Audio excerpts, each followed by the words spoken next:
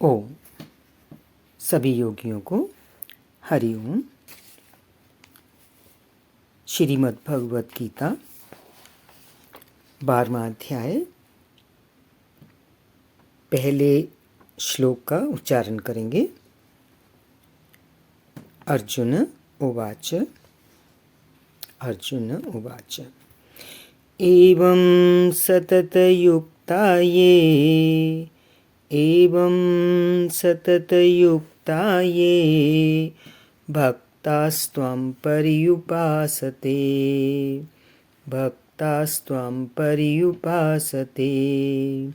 ये चाप्यक्षरमव्यक्तं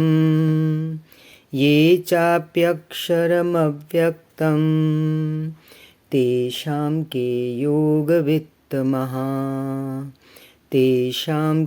योगवित्तमः।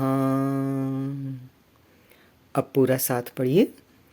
एवं सततयुक्ता ये भक्तास्त्वां पर्युपासते ये चाप्यक्षरमव्यक्तं तेषां के योगवित्तमः।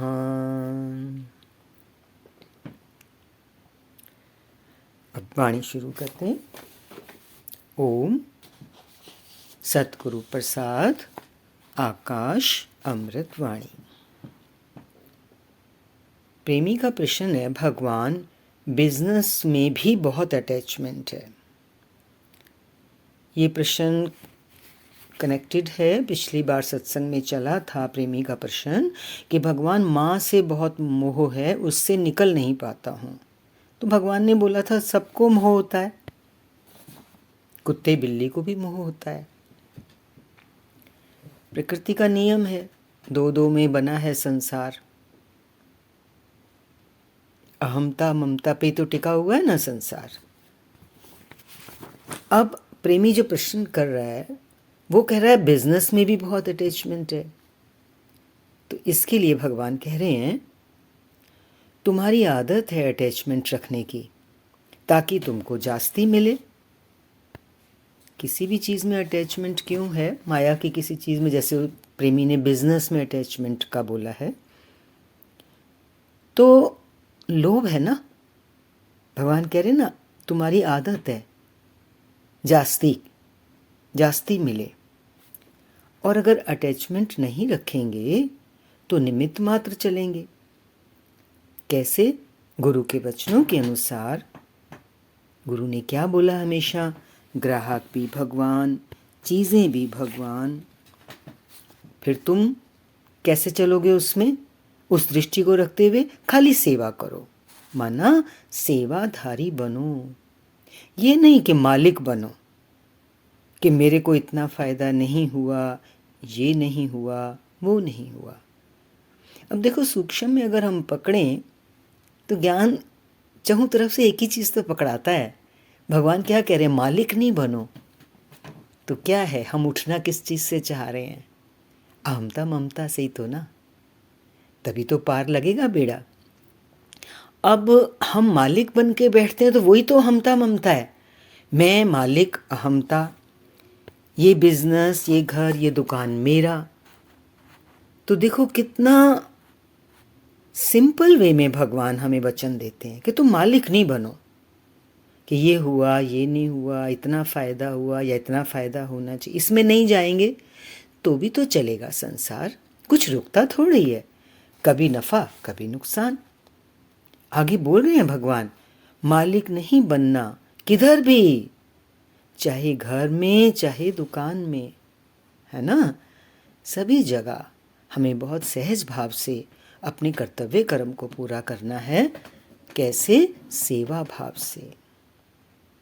किसकी सेवा हो रही है? हमें लगेगा सामने वाले की सेवा हो रही है, लेकिन देखो जो मजदूर होता है वो मालिक के लिए काम करता है ना। सेवाधारी जो होता है वो अपने स्वामी के लिए काम करता है। तो आगे भगवान हमें बता रहे हैं मालिक तो भगवान है ना, और कौन मालिक है? अरे पूरी दुनिया ही जब उसने बनाई तो वही तो हुआ मालिक। तो हम क्या हुए फिर उसमें? हम उसके सेवाधारी हुए। बहुत सुंदर ढंग से भगवान हमें उठा रहे हैं। ये तो अब थोड़ा सा परिश्रम पुरुषार्थ हमारा ही है ना कि हम इसमें अपनी स्थिति बना लें। आगे प्रेमी का प्रश्न है, भगवान वाणी में आया, भगवान को नहीं देखो, अपने को देखो। तो भगवान को नहीं देखो तो वो कैसे? बात तो ठीक है प्रेमी की, लेकिन वाणी में आया भगवान की तो ज़रूर कोई राज होगा उस वचन में भगवान के, कि भगवान को नहीं देखो, अपने को देखो। तो इससे क्या तात्पर्य है? इस पे भगवान बता रहे हैं, क्लियर हो रहा है ना प्रश्न है कि भगवान को नहीं देखो, अपने को देखो। तो भगवान स्पष्ट कर रहे हैं, मेरे को देखो तो मैं कौन हूँ। तू किसके पास आया है ना? तुम सामने गुरु को भगवान करके अगर देख रहे हो तो ये देखो ना कि जिसको तुम भगवान करके देख रहे हो वो है कौन? जिस गुरु के पास तुम आए हो वो है कौन जिसके पास तू आया है? और फिर भगवान ने आगे बोला, अपने को जानो। खाली देखना क्या, आए हो, बैठे हो, दर्शन कर रहे हो तो तुम्हारा मकसद ये होना चाहिए कि मैं अपने को जानूं। भगवान को नहीं देखो, देखो प्रश्न में ये बात थी, तो भगवान को भगवान करके देखा तो कौन सी बड़ी बात हुई। लेकिन भगवान को देखो तो क्या देखो कि उसको जानो और फिर अपने को जानो। भगवान तो निराली चीज़ है, निराला रूप है ना? भगवान तो है ही निराला अपने में।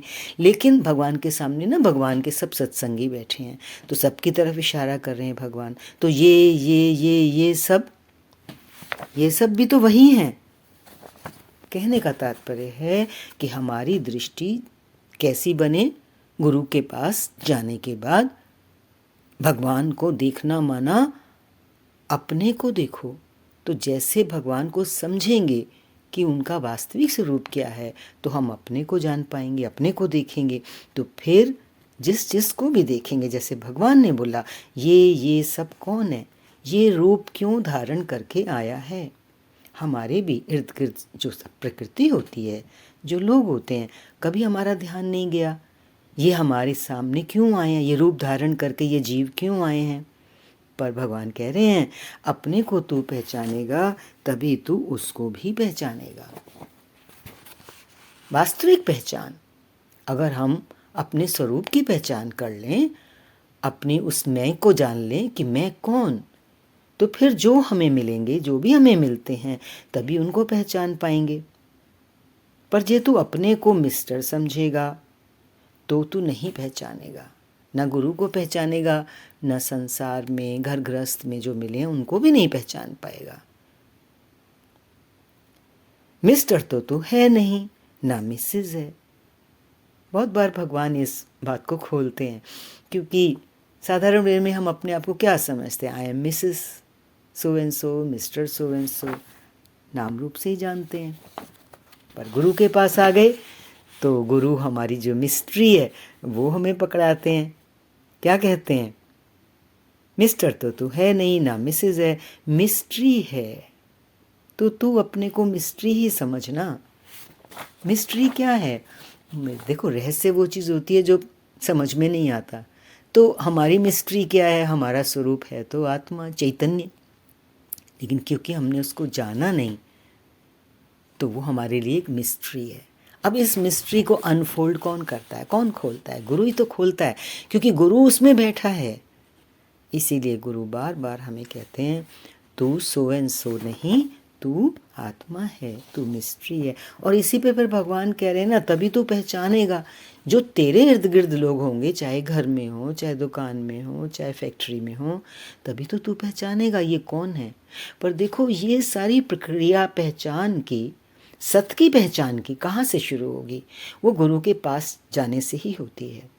तभी बोला ना कि भगवान को नहीं देखो, अपने को देखो। कहाँ टच कर रहे हैं भगवान पॉइंट को, कि गुरु के पास गए तो वहाँ भगवान देख लिया, उससे खाली बात नहीं बनेगी।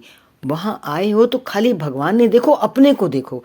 माना गुरु को देखो, अपने को देखो, टैली करो कि मैं कौन हूँ, गुरु किस में बैठा है, उधर हमारी दृष्टि जाएगी तो फिर हमारी स्थिति सत में होगी, उस मिस्ट्री को हम पकड़ पाएंगे। अगला प्रश्न है प्रेमी का, भगवान गीता अध्याय 13 में आता है, ये मेरी मूल प्रकृति है। फिर दूसरी जगह बताते हैं कि ये शरीर माना प्रकृति विकार सहित है, इसे खोलिए। हाँ देखो, ये कितनी अच्छी बात है। जैसे कि पहले भी एक बार हमने बोला ना कि भगवान की सारी वाणियाँ, सारा ज्ञान श्रीमद् भगवद गीता पर ही आधारित है। और जब ऐसी चीज़ें आती हैं भगवान की वाणियों में तो योगी लोग प्रश्न करते हैं, क्योंकि सभी नहीं शास्त्र का अध्ययन कर पाते हैं या डायरेक्ट शास्त्र से नहीं समझ पाते हैं। तो बहुत सुंदर प्रश्न है। तो इसके ऊपर भगवान ने जो जवाब दिया वो देखते हैं। भगवान बोल रहे हैं, मूल परमात्मा है और उनके सहित प्रकृति है। मूल परमात्मा और प्रकृति। तो देखो, जो मूल प्रकृति है वो तो प्रकृति है, उसको बोलेंगे प्रकृति। और इसके बाद 5 महाभूत आप लोगों ने सुने हुए हैं, 1 अहंकार और 1 बुद्धि, ये 7 हो गए। ये 7 प्रकृति विकृति है, क्योंकि मूल प्रकृति से जब निकला, उदय हुआ 5 महाभूत का, और फिर 1 अहंकार 1 बुद्धि कार्य रूप में आए, तो उसको क्या कहा? प्रकृति विकृति। तो एक हो गई मूल प्रकृति, जिसको प्रकृति कहिए, दूसरी हो गई प्रकृति विकृति। अब इसके बाद एक और है विकृति खाली। वो क्या है? 10 इंद्रियां, 5 ज्ञानेंद्रियां, 5 कर्मेंद्रियां, 1 मन, कितने हुए? 11, और 5 ज्ञानेंद्रियों के 5 विषय, रूप रस गंध स्पर्श शब्द, ये कितने हो गए? 16। ये 16 केवल विकृति हैं। थोड़ा सा ये गीता में डिटेल में आता है, हमको भी समझ आए ये पॉइंट। तो भगवान ने इसको किस तरह समझाया कि मूल परमात्मा जो है वो तो प्रकृति सहित है। जैसे कभी अर्धनारीश्वर के दर्शन किए हों, आधा हिस्सा भगवान शिव और आधा शक्ति माँ पार्वती, वो प्रकृति। जैसे भगवान की वाणियों में भी आता है ना, हुक्म राजा का, राज रानी का। तो शक्ति से ही ये संसार है, शक्ति ही आधार है। भगवान कह रहे हैं पर ये प्रकृति जो है, जो हमारा शरीर है, वो विकार सहित है। इसमें विकार है, जैसे अभी बताया। बाकी मूल में कभी भी विकार नहीं होते। जो मूल प्रकृति है वो शुद्ध है। मूल में पुरुष भी है, प्रकृति भी है, वही शिव और शिवा। तो क्या कहेंगे इसको कि पुरुष भी मूल है, प्रकृति भी मूल है। ऐसा ही एक और प्रश्न, जो चीज़ें श्रीमद् भगवद गीता में आती हैं, धृति धारण शक्ति का आता है। प्रेमी प्रश्न कर रहा है, भगवान धारण शक्ति क्या है? भगवान ने बोला, क्षेत्र और क्षेत्रज्ञ, पर है तो भगवान। 2 चीज़ें हैं। अब ये भी चीज़ें कई बार आई हैं आपके सामने, क्षेत्र और क्षेत्रज्ञ। क्षेत्र क्या है? हमारा शरीर। क्षेत्रज्ञ शरीर को जानने वाली आत्मा या इसका आधार, अधिष्ठान, वो चेतन। और इसको इस प्रकार भी समझाया जाता है ना, जैसे खेत, क्षेत्र मीन्स खेत, और खेत का एक स्वामी वो किसान। ऐसे ही क्षेत्र और क्षेत्रज्ञ शरीर और आत्मा। पर भगवान आगे क्या कह रहे हैं? पर है तो भगवान, सब कुछ भगवान है, क्षेत्र भी और क्षेत्रज्ञ भी। लेकिन समझाने के लिए डिटेल करते हैं। जैसे धारण शक्ति क्या है, ये सब गीता में डिटेल्स आई हैं ज्ञान की। किस लिए डिटेल में जाना पड़ता है? ताकि हम डिस्टिंग्विश कर सकें कि शरीर अलग है और आत्मा अलग है। धारण शक्ति किसकी है? जीवात्मा की। 3 तरह की धारण शक्ति होती है ना, सात्विक धारण शक्ति, राजसी धारण शक्ति और तामसी धारण शक्ति। जब तक ये दोनों अलग नहीं हैं तो तुम्हारा विकार नहीं जाएगा। बहुत आवश्यक है ये समझना कि ये दोनों अलग हैं, क्षेत्र और क्षेत्रज्ञ, ताकि हम विकार रहित हो सकें। फाउंडेशन तो स्ट्रॉन्ग करनी ज़रूरी होती है ज्ञान की। बिना फाउंडेशन के हम आगे नहीं बढ़ पाते हैं। भगवान का ज्ञान भी कितना भी सरल होने के बावजूद फाउंडेशन जो गीता जी की है वो बहुत आधार देती है। तभी देखो ये प्रश्न आ रहे हैं हमारे सामने। इसी से कनेक्टेड है अगला प्रश्न। तो प्रेमी पूछ रहा है फिर भगवान देह और आत्मा को अलग कैसे करें? भगवान ने बोला दूसरा तो दुनिया में तुम देखते हैं ना, कुछ भी देखते हैं तो इसको भी देखो कि ये अलग है वो अलग है। ये अलग और वो अलग माना क्या? ये देह अलग है और वो अलग है मीन्स आत्मा अलग है। दो चीज़ें हैं यहाँ पर। देखो, अलग अलग करके देखो। पर हम तो अहंकार में आते हैं, इच्छा में आते हैं, तो ये अलग कभी नहीं होगा। अलग कभी नहीं होगा मीन्स हम आत्मा को कभी समझ ही नहीं पाएंगे। अगर हम इच्छा अहंकार में रहेंगे तो वो तो सबको अब कैच हो ही चुका है कि इच्छा अहंकार माना कि हम बाहर की तरफ बह जाते हैं। जब बाहर की तरफ बह जाएंगे तो आत्मा तो हमारे भीतर है, उसको हम कैसे समझ पाएंगे? यही कह रहे हैं भगवान। हम अहंकार में आते हैं, इच्छा में आते हैं तो ये देह और आत्मा को कभी नहीं अलग कर पाएंगे। अहंकार करते हैं कि मैं कुछ हूँ, मैं कुछ हूँ, अपने को श्रेष्ठ समझते हैं। तुम समझते हैं कि मैं, ये जो हमारी छोटी मैं है, मैं देह अध्यास की किसने मारी है? सच में भगवान बहुत दर्द फील करते हैं जब अपने प्रेमियों को देखते हैं।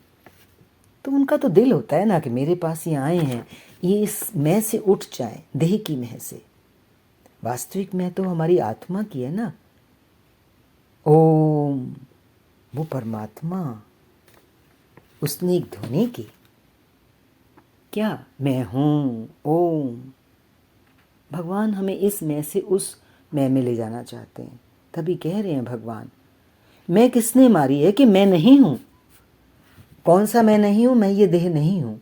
नहीं हूँ से मतलब ये कि हम ऐसे तो इसको इग्नोर नहीं कर देंगे, व्यवहार के लिए रहेगा, लेकिन हमारा दृढ़ निश्चय और विश्वास हो जाएगा कि ये मेरा सच्चा स्वरूप नहीं है। ये थोड़े समय के लिए मुझे मिला है, व्यवहार के लिए मिला है, सेवा के लिए मिला है। इसलिए इस मैं को मार करके, जीवन का लक्ष्य यही है मनुष्य जीवन का, कि इस मैं को मार के हम अपने सच्चे स्वरूप को, उस मैं को पहचाने, अपनी स्थिति उसमें बनाएं। जब भगवान ने ये बोला कि किसने मारी है मैं, तो प्रेमी आगे कह रहा है, भगवान पूरी मैं नहीं मरी है, कम हुई है। ज्ञान से सुजागी मिली है, सुजागी को यूज़ करेंगे तो कोई विकार नहीं होगा। ये भाव है प्रेमी का। और बात भी सच्ची है कि एकदम तो काम नहीं हो जाता कि हमें लगे हम बहुत जल्दी से अपनी इस मैं से ऊपर उठ जाएं। पर ठीक है, धीरे धीरे जैसे प्रेमी महसूस कर रहा है कि हमारी मैं कम हुई है और ज्ञान से सुजागियाँ मिली हैं, तो उन सुजागियों को, गुरु के वचनों को यूज़ करेंगे तो धीरे धीरे कोई भी विकार नहीं रहेगा। भगवान ने बोला, ये बोलता है अलग कैसे करें? भगवान ने जो इससे पहले प्रेमी ने प्रश्न किया था ना कि देह और आत्मा को अलग कैसे करें, भगवान उसके प्रश्न पे बोल रहे हैं यहाँ पर कि ये तो पूछ रहा है कि अलग कैसे करें। भगवान पता है क्या कह रहे हैं? अलग तो है ही, अलग है ही ना। देह अलग है, आत्मा अलग है, कभी एक दूसरे से मिले ही नहीं है, मिल सकते ही नहीं है। आत्मा एकदम निर्विकार और शरीर विकारी। अहंकार जो है वो सत थोड़ी है। आती है ना गीता में दो चीज़ें, असत और सत। पिछली बार चला था कि जो सत नहीं है उसको तो हम पकड़ के बैठे हैं, वो असत और सत बार बार आता है तो बड़ा कई बार समझने में भी दिक्कत होती होगी कि असत का तो हम भाव करके बैठे हैं और सत का अभाव करके बैठे हैं। तो भगवान यहाँ क्या कह रहे हैं? भगवान कह रहे हैं ना कि अहंकार जो है वो सत थोड़ी है। हम जो मैं पकड़ के बैठे हैं इस देह की, वो सत थोड़ी है। परमात्मा सत है। तो जो सत है उसको पकड़ें, सत का भाव करें। अपनी रहने में हमें यही तो साधना करनी है कि हम दो हैं, असत शरीर है और सत आत्मा है। तो हम क्या करें, किसको पकड़ें? परमात्मा को। कौन सा परमात्मा? जो घट घट वासी है। तभी जब आया था ना कि गुरु को देखेंगे तो फिर सब में, जब फिर गुरु को देख के अपने को जानेंगे तभी तो सबको जान पाएंगे।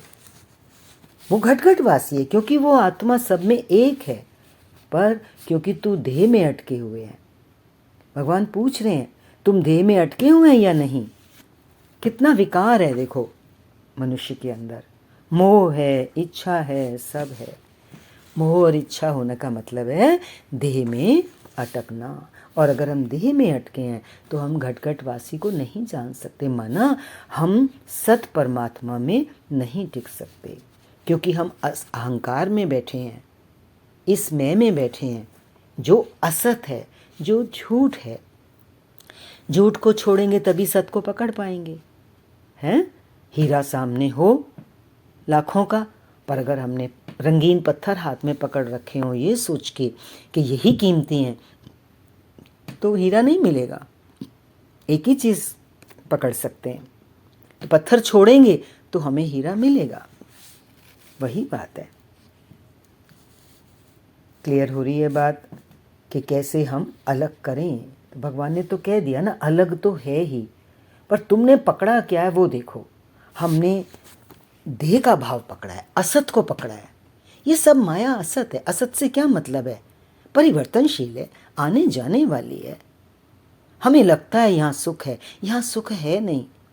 रेगिस्तान में दूर में चमकता हुआ रेत प्यास कभी बुझा सकता नहीं। तो इस चीज़ को हमें समझना है। अब आगे भगवान से प्रेमी ने प्रश्न किया है, भगवान सूक्ष्म में इच्छा पड़ी है। भगवान ने बोला ना तुम अटके हुए हैं देह में। कैसे अटके हैं? इच्छा है, मोह है। तो प्रेमी बिल्कुल सच्ची बात कह रहा है। भगवान सूक्ष्म में इच्छा पड़ी है, वो तंग करती है। देखो कहते हैं ना कि भगवान ने कहा कि 10 चमड़ियों के नीचे तक हमारी इच्छाएं, हमारा मोह दबा होता है।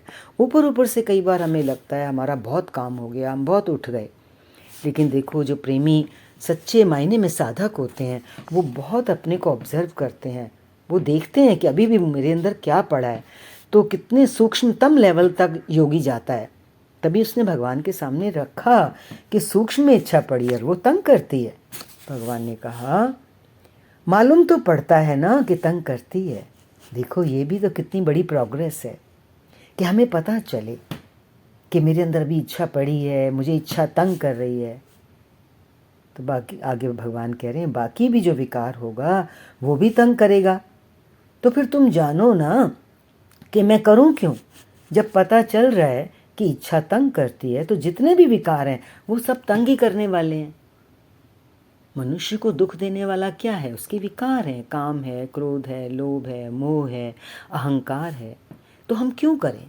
गुरु ने हमें जगा दिया है तो हम जागे ही रहे ना। जब हमें समझ भी आ रहा है कि ये सब विकार हमें तंग करते हैं, फिर उसके लिए भगवान आगे रास्ता भी दे रहे हैं। भगवान कह रहे हैं मौन होना चाहिए। अगर हम वाकई उठना चाहते हैं, संभलना चाहते हैं, गुरु के इशारे से चलना चाहते हैं, तो देखो यहाँ भगवान ने सूक्ष्मतम और सरलतम रास्ता दे दिया कि मौन होना चाहिए। चाहे घर में चाहे बाहर, जितना मौन करेगा उतना तृप्त रहेगा। सारे विकार देखो कहाँ से आते हैं? शब्द से ही आते हैं। शब्द के हाथ पांव भी नहीं है, पर देखो शब्द का कितना बड़ा असर होता है, कितना बड़ा प्रभाव होता है। साधक इस बात को समझने लगता है, धीरे धीरे योगी शांत होता जाता है, बाहर से भी भीतर से भी। पहले ज़बान की मौन आती है, फिर धीरे धीरे वास्तविक मौन आने लगती है। साधक अंदर में समझने लगता है कि मैं जितना चुप में रहता हूँ, मौन रहता हूँ, तो मेरी प्रोग्रेस होती है। क्योंकि तभी हम विचार कर पाते हैं, सही चिंतन कर पाते हैं। हम हर समय प्रकृति में उलझे ही रहेंगे, शब्दों में उलझे रहेंगे। शब्दों में उलझने का मतलब है दूसरों के साथ उलझे हुए हैं, तो उससे हमारी भीतरी प्रोग्रेस रुक जाती है। हमें अंतर यात्रा करनी है, और शब्दों का लेन देन का मतलब है बाहर की तरफ यात्रा। तो हमें दिशा को मोड़ना है, भीतर की तरफ प्रवेश करना है गुरु के इसी आशीर्वाद के साथ। आज के लिए इतना ही। हरि ओम। शांति शांति शांति।